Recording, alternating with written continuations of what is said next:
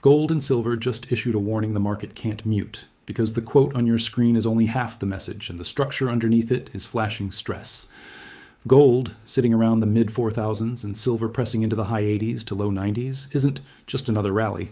It's a regime signal. And the conflict is immediate. The loudest voices will try to frame this as a speculative tantrum that can be ignored, while the plumbing of the metals market is quietly forcing participants to behave as if something is breaking. Stay with me, because by the end, you'll have a clean checklist for the next 1 to 2 weeks. The one calendar window that matters most, and the level logic that tells you whether this is a controlled reset or the kind of move that turns into forced buying when liquidity thins. The first thing you need is the honest context. And it's not a history lesson, it's speed.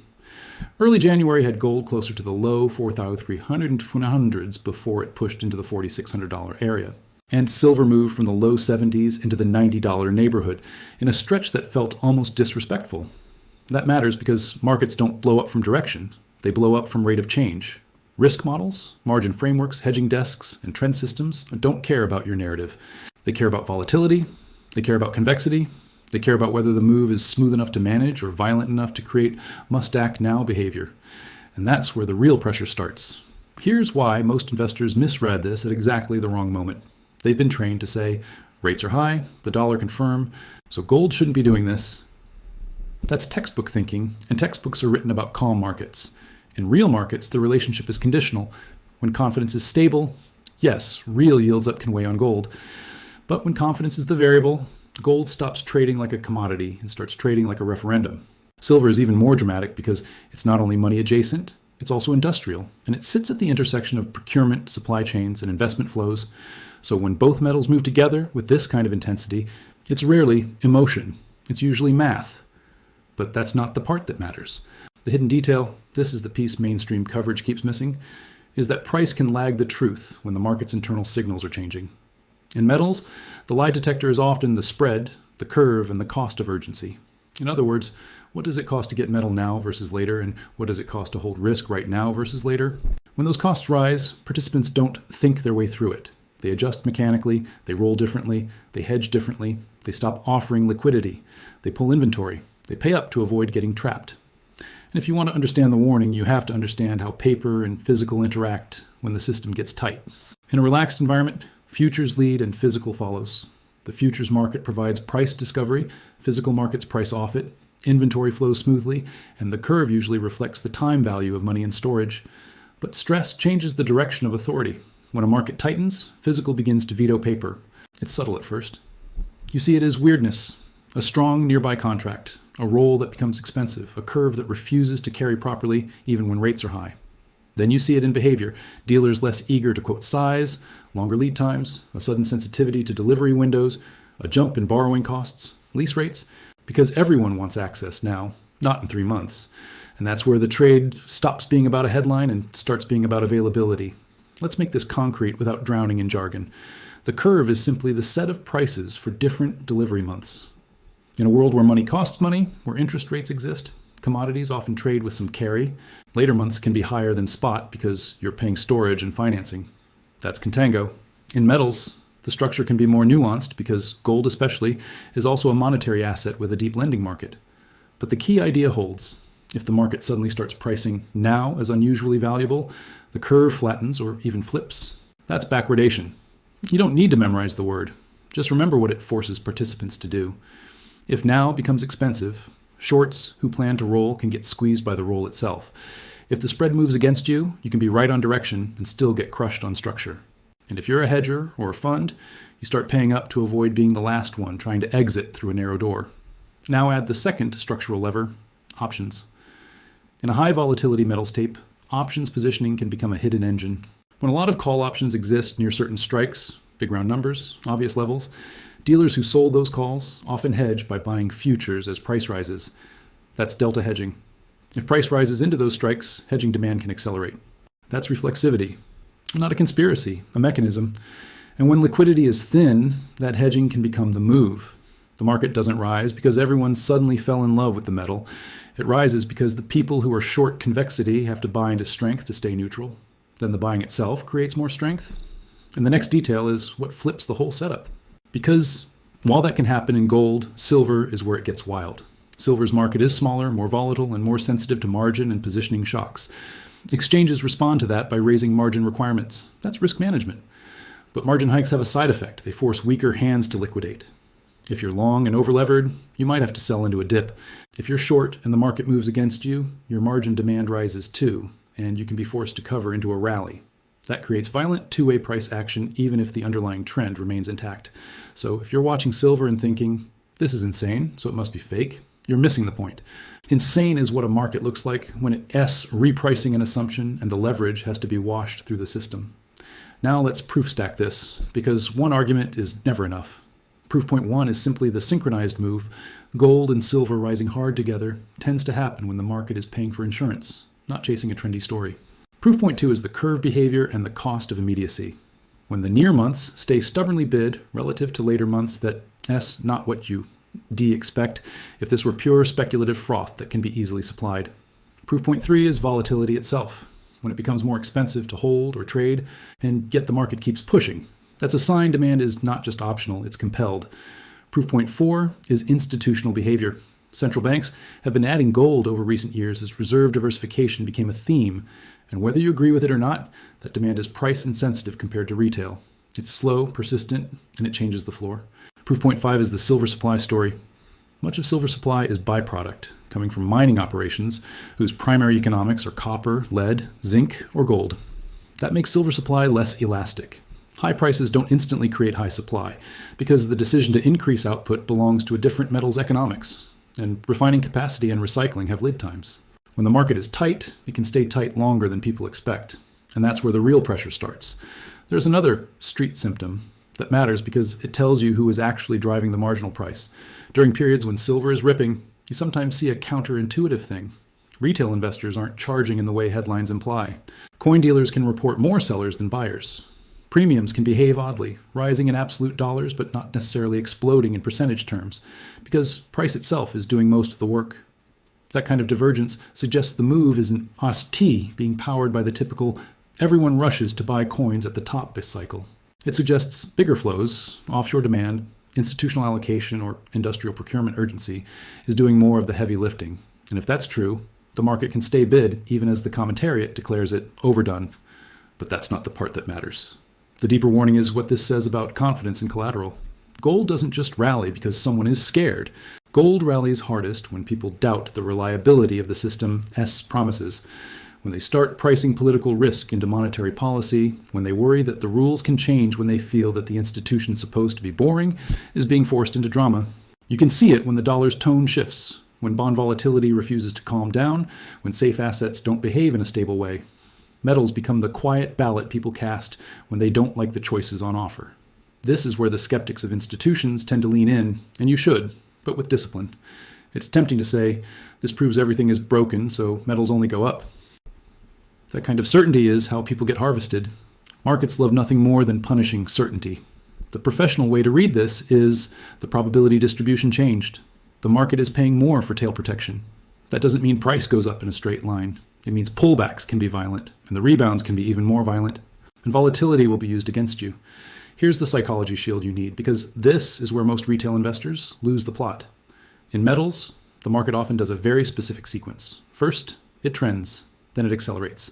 Then it punishes late entries with a sudden downdraft, a flush that feels like the top. Headlines show up after the flush, explaining why the move is over. That's the moment your nervous system wants relief, so you sell into weakness. Then the market snaps back, and you feel foolish, so you chase it higher, and then it flushes again. That cycle isn't random. It's a feature of leveraged markets where margin, options hedging, and liquidity interact. Your job isn't to predict every wiggle. Your job is to separate a trend signal from noise, and to avoid making emotional, all-in decisions at the points where the market is designed to make you flinch. Because if this one level breaks, the math changes. So what is the level logic? Without pretending we can print a magic number that guarantees anything, think in zones and behaviors, not single ticks. In gold, the first tell is whether the market can hold above the last breakout zone after a pullback, whether dips are bought quickly, and whether rebounds reclaim prior highs with less effort. If gold loses a key breakout area and then fails to reclaim it after a bounce, that's a weakening signal. In silver, because it's more explosive, the tell is often the character of the pullback. Does it grind and build support, or does it collapse and stay heavy? A healthy reset in a strong trend often looks like a sharp dip that gets absorbed, followed by choppy consolidation that frustrates both bulls and bears. An unhealthy reset looks like repeated bounces that get sold immediately with widening intraday ranges and no follow-through. That's how you tell whether the market is distributing or digesting. Now we have to talk about the calendar, because the calendar is the catalyst more often than the headline. The next 1 to 2 weeks matter because you re-walking into a cluster, month-end positioning pressure, and a major options expiration window around late January that can change hedging flows quickly. Options expire, hedges get adjusted, and what was pinned can suddenly be released. At the same time, policy communication can land like a hammer, especially in an environment where markets are hypersensitive to perceived independence, inflation persistence, and the path of rates. Even if the policy decision itself is boring, the language can move expectations, and expectations move the dollar, real yields, and risk sentiment. Thin liquidity around these windows makes everything sharper. Moves become jumpier. Gaps become more likely. And that's why now is not mystical, it's mechanical. Now let's address the counterpoints, because credible analysis is never one-sided. Counterpoint 1, these prices are already extreme relative to older ranges, and extreme ranges attract profit taking. That can create nasty pullbacks even in a bull trend. Counterpoint 2, if the dollar firms meaningfully and real yields reassert, metals can struggle at the margin, especially if positioning is crowded. Counterpoint 3, margin increases can force liquidations that temporarily overwhelm underlying demand.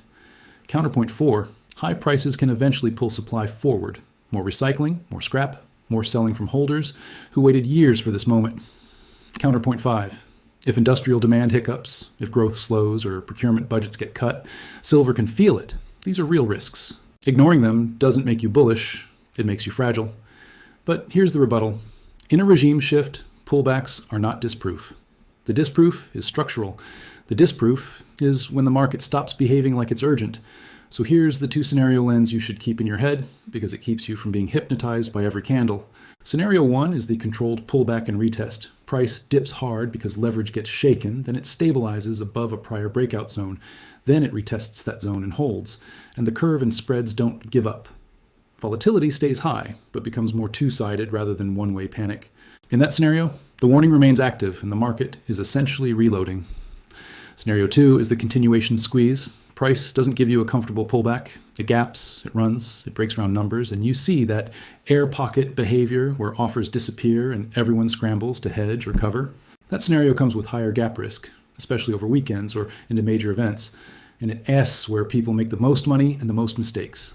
The difference between the 2 scenarios is not your opinion. It's what the market forces participants to do, and that's where the real pressure starts. Now, the question you actually care about: what comes next this week and next? Watch 3 buckets. Bucket 1 is price behavior on dips. Not whether it dips, whether it gets absorbed. Strong markets don't need to go straight up, but they do need to show buyers are willing to defend. Bucket 2 is structure. The curve, the spreads, the cost of holding near-term exposure. If the curve suddenly steepens into a comfortable carry and urgency disappears, that weakens the tightness red. If near-term stress persists, the warning stays loud.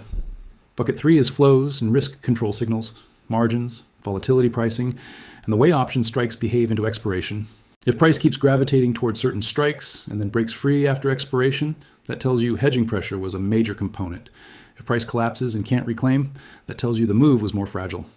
And you need an invalidation framework, not because you're bearish, but because you want to stay rational when the market tries to emotionally hijack you. Invalidation is not a red day.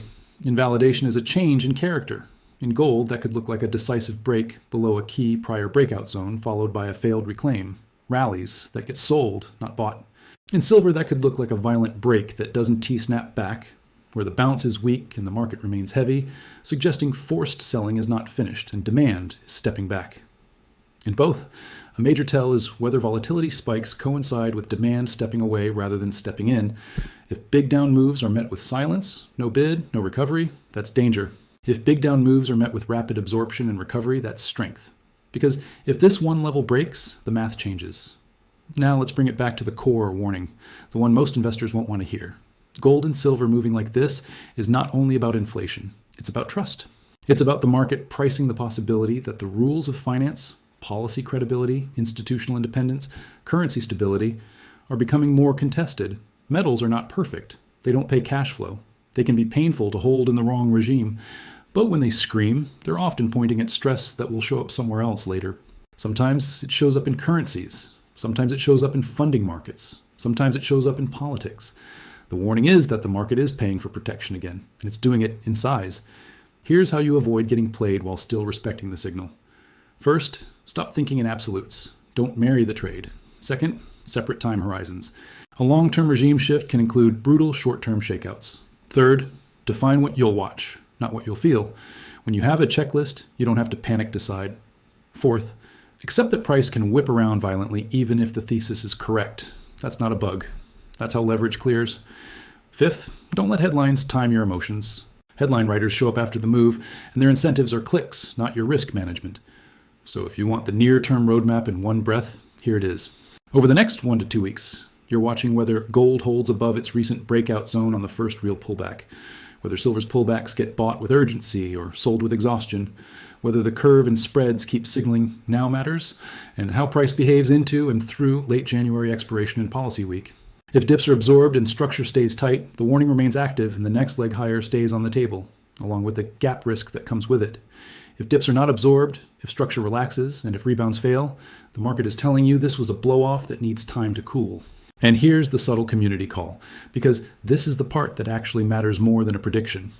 If you're still listening, you're not trying to be entertained by a chart, you're trying to understand the machinery. That's the difference between people who get shaken out by volatility and people who learn to read it.